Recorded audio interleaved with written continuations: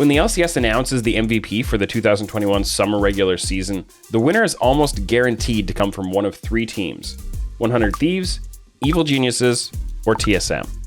Those are the three teams that picked up 18 wins in summer, and they combine to offer almost all of the viable MVP candidates. 100 Thieves can present three options: Abbedagge, Closer, and FBI. Abbedagge was the big roster change coming into summer that had some people calling 100 Thieves the best team in the LCS. His case is partly based on the team's turnaround compared to spring. With Abbedagge, they improved from a 61% win rate and a 4th place finish to a 67% win rate in summer, which ultimately earned them the 2nd seed.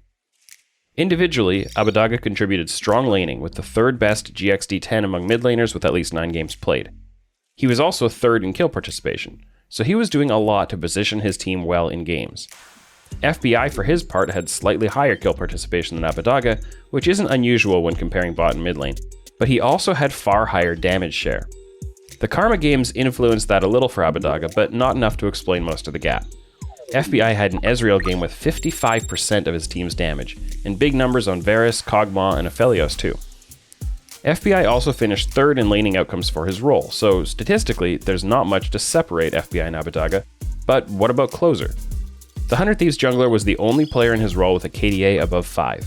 He secured over 28% of his team's kills, which is easy to believe when you remember his 11-kill Olaf and Diana games, his 9-kill Viego, and his 8-kill Graves.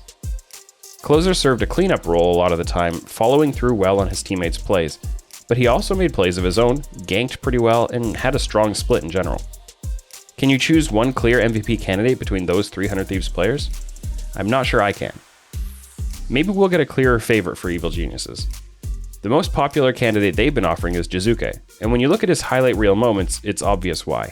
Who's going to re-engage, but this Rise does way too much damage! That is ridiculous, but now their fight is still going. They're trying to catch Smoothie. Oh, Total actually... What?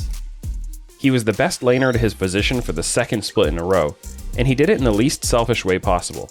He actually had slightly negative XP difference, but a huge gold difference, which comes from leaving his lane to create kills on the map and benefit his teammates as much as himself. Jizuke also led all mid laners in damage per minute and was 3rd in damage share. He still had a few boneheaded moments where his aggression got the best of him, but they were the exception, and it was balanced out by the incredible solidity of EG's other MVP candidate, Impact. Impact had the 2nd best laning stats among top laners behind Alphari, who only played 12 games. He was also 2nd in kill participation behind Alphari. He didn't provide nearly as much damage as Alphari, but wait, this Alphari guy seems pretty good. Too bad he played less than half the season, otherwise maybe I'd consider him for the list. Oh well. In all seriousness, Impact was excellent all split long. He never had a bad play that he didn't make up for with 2 good ones. His fundamentals of managing his lane and playing to his win conditions continue to be the best in the league. He's less flashy than some of the other players, but that doesn't reduce his value. It only makes it a bit less obvious if you're operating solely on memory. So like 100 Thieves, EG have multiple MVP candidates who might end up pulling votes away from one another. That's what makes the TSM situation so compelling. There's only one real candidate on offer here, and it's Spica. He's an MVP candidate for a variety of reasons, but it starts with his strong gank execution and timings, which produced the 2nd best first blood rate among starting junglers. A lot of that ganking work involved good pressure for Huni's lane, which helped Huni perform much better as well. Spica also carried hard, with higher kill share than Closer, and much higher damage output too. His damage share was 1.6 percentage points higher even though his CS per minute was lower.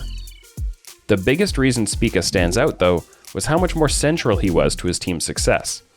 Both 100 Thieves and Evil Geniuses got more well-rounded contributions from throughout their lineups with different people taking turns carrying, while TSM relied heavily on Spica as the engine of their play. There's plenty of room for debate about who should be the leading MVP candidate coming out of 100 Thieves or Evil Geniuses, and if you want to have a really thorough MVP shortlist, you could pull someone from Cloud9 or even Team Liquid. But when you hone in on the value part of MVP, Spica comes clearly into focus. Oh my gosh, playoffs are heating up. I hope you enjoyed that piece of content. Insert name of the piece of content you just watched here. Listen, it's time for you to level up as we are leveling up and getting into playoffs, because Alienware has some amazing things, and we've got a new code that works on even more stuff than the previous one did.